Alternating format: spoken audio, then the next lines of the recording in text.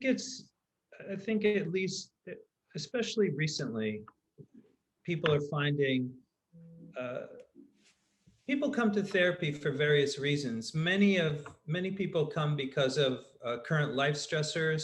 They often come because there are longstanding issues that they've maybe dealt with okay, but then when you have major stressors happen, like um, a national crisis like the pandemic, or the political crises that have happened, all of the major issues that we're being faced with, from racism to violence against Asian Americans, all of these factors put a lot of pressure on people.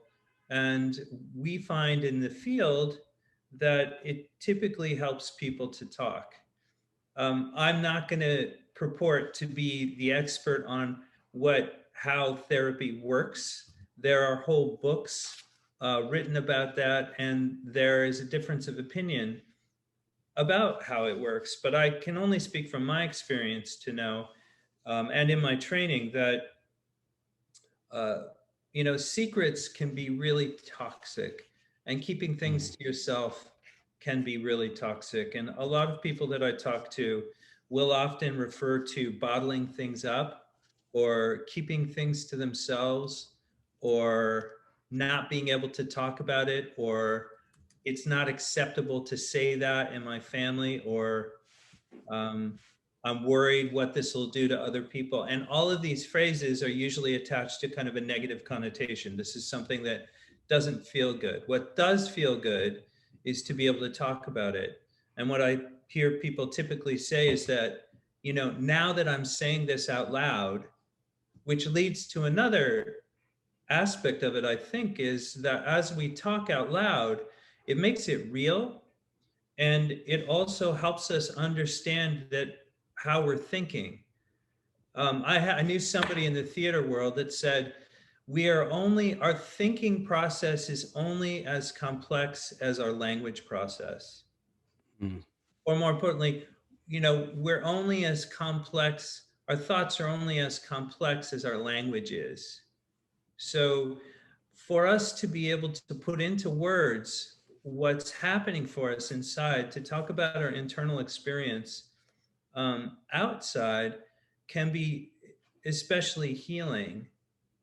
And I think one of the biggest aspects of that is that people in my field are actually bearing witness to how people are thinking and feeling, because there's a reason people don't say what is on their mind completely. And there's a reason that people don't say how they feel.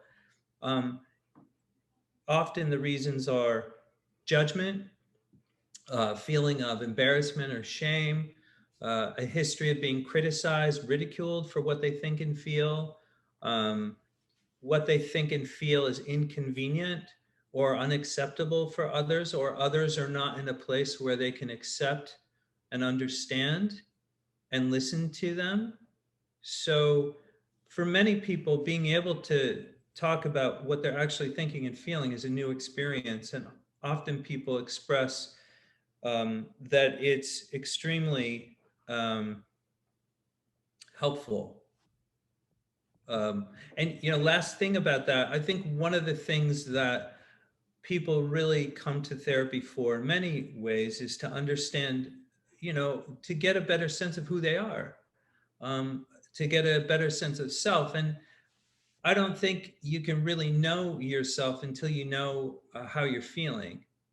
So learning how we feel and think, it helps us start to understand who we are, what we're all about, what makes us tick, what's important to us, what we value, what we want, what we think is important, what we prioritize. That's my short answer.